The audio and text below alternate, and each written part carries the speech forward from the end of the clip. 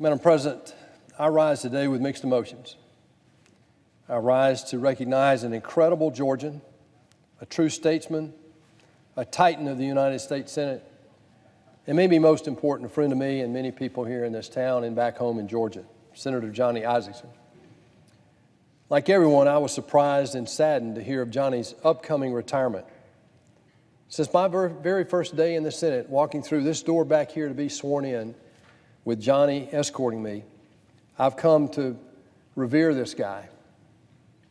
He's been a mentor that I've looked up to. He's been a great leader for our state for many years. He's been a reliable and effective colleague. Most of all, he's been a friend whom I deeply cherish. It will be hard to see him go, but the reality is he won't go. He'll still be involved here. I'm sure I'll get the phone calls about when we might have disagreed on a vote or why didn't I think about this, but he has been a tremendous partner for me these last 4 years. However, Johnny has left a profound legacy that's worth celebrating, one that we should all strive to follow here in this body. He epitomizes the best of this body, the United States Senate. His legacy can be summed up in one word: service. No matter what he does, Johnny puts other people before himself, and this has continued since the first day I knew him back when he was running a real estate company in Atlanta, Georgia. Johnny puts other people first, before himself.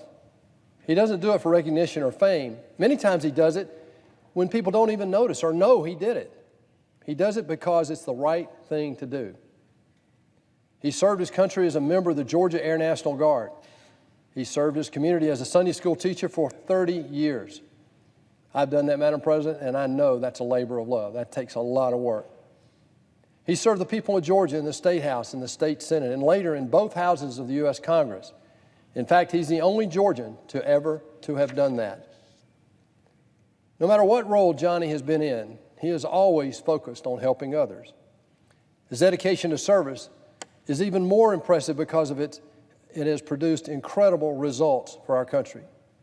This town has a lot of activity, but it's short on results. Johnny knew the difference.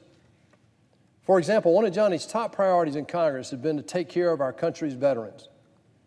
Georgia's home to over 700,000 veterans today. As a veteran himself, Johnny treats each one of them as his own sister or brother. When Johnny saw the shameful conditions and mismanagement happening at the VA, he immediately sprang into action.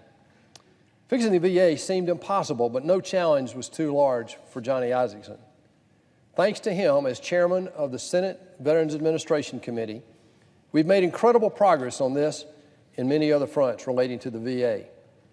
His efforts, such as the VA Mission Act, have helped bring accountability, efficiency, and trust back to the department. As a junior senator from Georgia, I've had the great pleasure of working directly with Johnny on a number of other issues affecting our state. Each time I saw firsthand how effective Johnny Isakson really is. I've likened him, Madam President, to the Howard Baker of our era. He speaks softly, but when he speaks, people listen.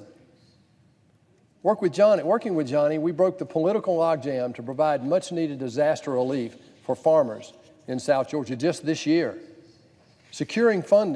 We secured funding for the deepening of the Port of Savannah after 20 years of trying to get that port deepened just 5 feet.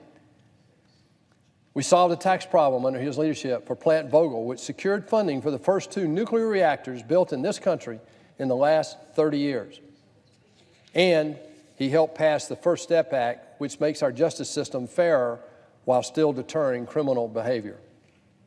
These achievements would not have been possible without Johnny's steady hand and his leadership. When he speaks, people listen. He gets the job done. He understands what priority means. Yet Johnny isn't the kind of leader who gives orders and makes demands. He's someone who leads from a place of respect, compromise, and understanding with both sides of the aisle. With Johnny, it doesn't matter who you are, what party you're in, or where you're from. He's always there to talk and always ready to listen.